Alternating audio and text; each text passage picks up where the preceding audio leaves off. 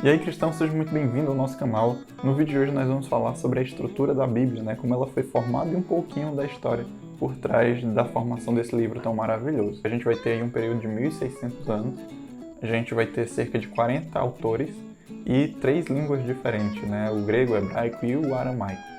E quando eu olho para isso, eu vou observar que tem homens que viveram em locais diferentes, em tempos diferentes, escrevendo mensagens que em momento algum se contradizem, mas se complementam, e tanto na sua lição geral, na sua missão geral, que é mostrar o plano da salvação para a humanidade, como também em suas lições específicas. Quando um fala de casamento, é o mesmo entendimento que o outro autor tem. Quando um fala de trabalho, é o mesmo entendimento que o outro autor também vai ter.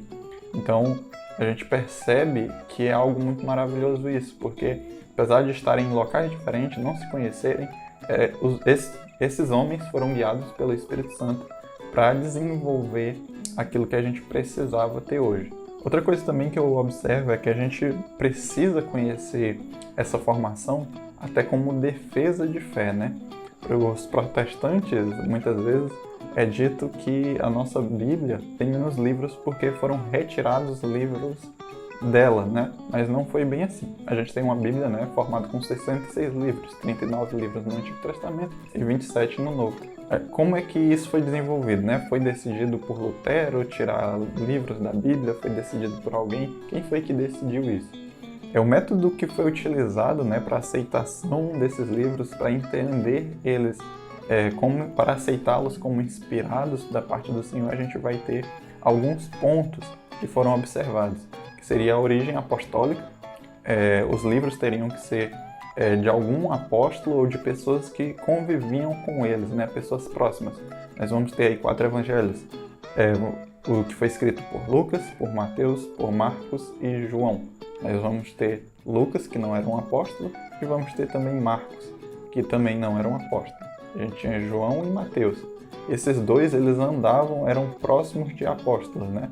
Então, os livros deles foram aceitos porque eles estavam próximos, né? Eles conviviam com os apóstolos. O outro ponto é a aceitação universal. Os livros tinham que ser reconhecidos por toda a comunidade cristã do mundo, e não somente uma comunidade local, né? O outro ponto era o uso litúrgico. Aquela carta que foi entregue à igreja, ela tinha que ter sido lida publicamente para as primeiras comunidades cristãs que se reuniam na Santa Ceia semanalmente, né? As cartas tinham que ficar guardadas e conservadas, né? E o outro ponto era a mensagem consistente. A mensagem ela não poderia se contradizer, né? Não adiantava a pessoa chegar e trazer um livro dizendo que foi escrito por Pedro, por Paulo, por qualquer outro apóstolo, e a mensagem não for condizente com os outros escritos e também com os escritos do Antigo Testamento. Se não tivesse, ela se contradizesse, ela também não seria aceita. Acontecia que muitas pessoas chegavam, né, com uma carta e diziam que foi escrita por Pedro ou foi escrita por Paulo, e não era escrita por qualquer pessoa, mas ela queria que aquela carta fosse aceita e acabava colocando o nome de outra pessoa. Dessa forma, a igreja foi identificando, através do Espírito Santo, quais eram os livros realmente inspirados e aqueles que não eram. Desses 4 pontos, a gente tem 3 pontos que vão falar claramente da aceitação da comunidade cristã em geral.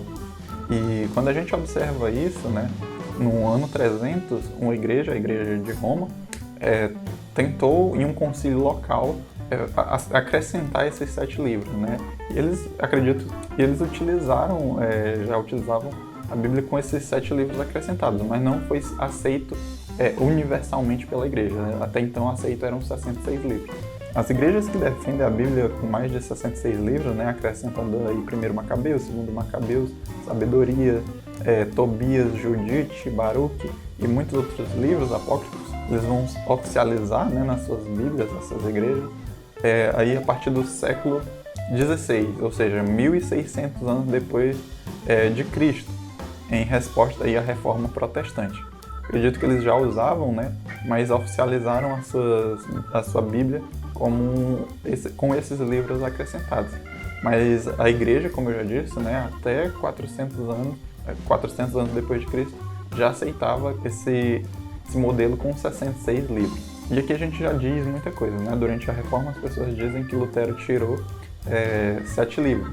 E o que ele fez, na verdade, foi traduzir aquele que era aceito pela comunidade cristã nos tempos antigos, né? Ele só traduz.